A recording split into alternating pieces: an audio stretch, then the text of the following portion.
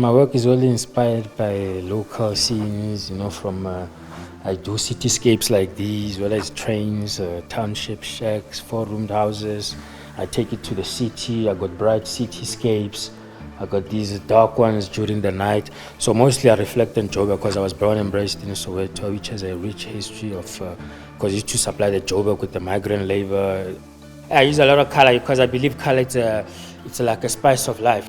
I also preserve the environment because fabric usually doesn't biodegrade. It's similar to plastic. It takes a long time. So for me, giving them a second life and giving them a new lease of life, it makes a old product into something new, something different. The shweshwe is usually found among the Sotho. If you go to the Kalanga, they've got their own color. So I try to fuse that in a dress. So I got over 4 different prints from here. From Ghana, I got the shweshwe, I got the Swazi print as well. So you find something we didn't find most in a dress, but in art, there's no boundaries.